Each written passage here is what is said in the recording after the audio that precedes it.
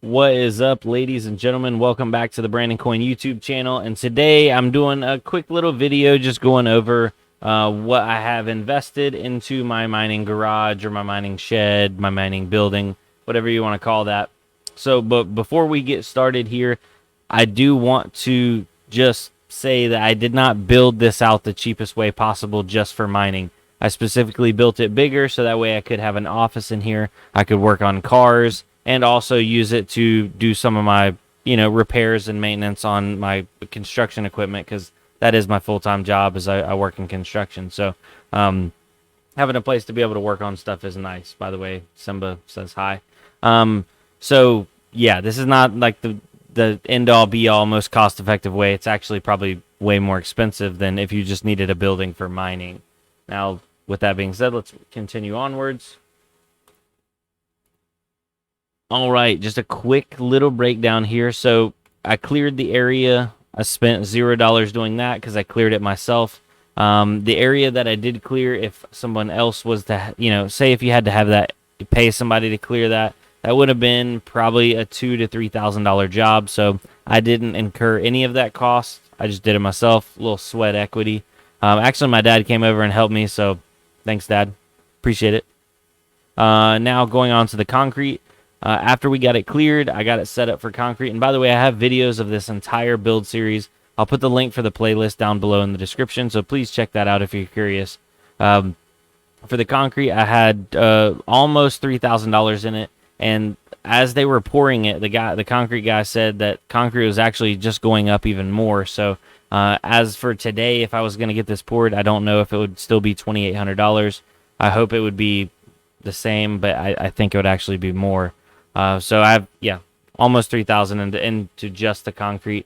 Now the metal building was a 26 by 24 foot and with 10-foot ceilings, or 10-foot walls. Sorry, the ceilings are actually 14 feet at the peak.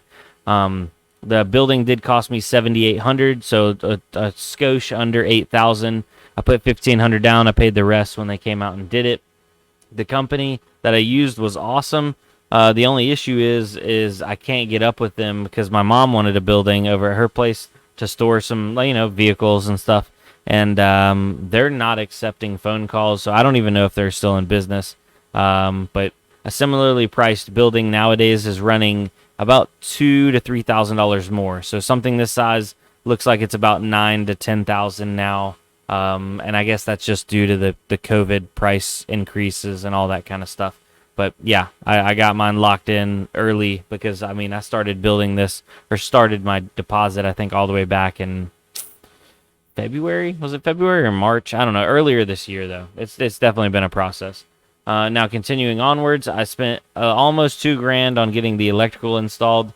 Now, what I mean by that is I actually had a separate 200 amp service put out to my building, and I called my power company. They buried me a brand new line all the way from the transformer at the road all the way to my building. It's not tied into my house at all. It's a brand new account, so that way it's on a separate electric bill, so I can see everything that I burn specifically out here. And actually, that didn't cost me anything but a $75 deposit. The $1,900 is what I ended up paying an electrician to come out here and put my meter base on, put my panel in, wire up all my sockets and all that kind of stuff. I have videos on all that too. I think I could have probably done it cheaper myself. I just didn't want to mess any of that up. I have no problem like modifying it and adding into it later on, but in the beginning I just wanted everything ready to go and no issues right out of the box. So I'm at almost $13,000, about $12,500 so far into the bare building. Now I did end up spending some money on insulation. By the time I'm done, I might have $400 or $500 in insulating the entire thing, if that. Probably not even that. I'm not done with insulation, so I haven't included that on the list here. On my little mining closet right there in wood, I might have $100 in wood, if that. Everything inside of here is basically stuff that I already had in my other garage, so it's not like I didn't go like buy workbenches or buy shelves. It was stuff I already had. I did end up coating the floors with some of like the garage floor coating. that was like $50. But other than that, it's been pretty simple. Hold on, my cat's about to knock stuff over. Come on now, Simba. Watch out, watch out. Ugh. He gets down laying in my lap and then fall in, and yeah. So yeah, I have. When people ask me, I say I have about 13 or 14,000 into my building because there's always those little unforeseen costs.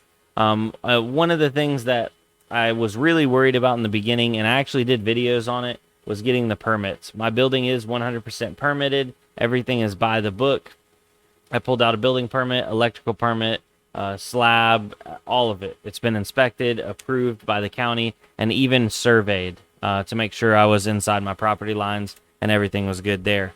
And that's actually super, super cheap. It varies from county to county, but my building permit for my building permit, my electrical permit, and my survey for all them to come out, approve everything from start to finish, I had less than $300 in the whole process.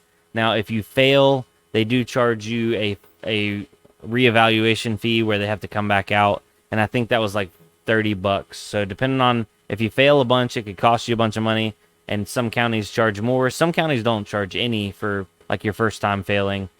Say if they come out and they're like, oh, we don't like how this corner looks, you need to get that fixed.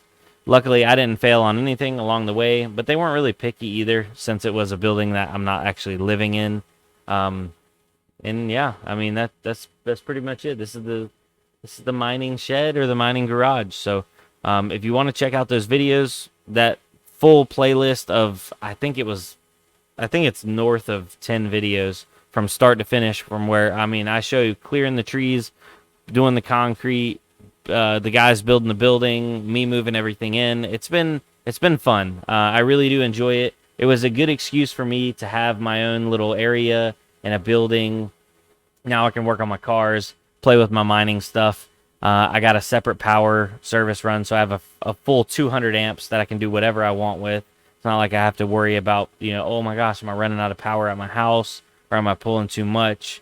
None of that. So that may be a good option for some of you guys out there if you put like a shed or even a small metal building on your property. And you could, honestly, if you were just doing it for mining, something way smaller than this would be plenty. And then getting a separate service run to it and then having all the power.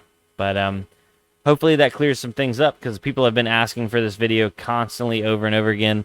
If I missed anything, comment down below and I'll try to get back and answer any questions you guys have. So thanks for watching, guys. I'll see you on the next one. Peace. Bye.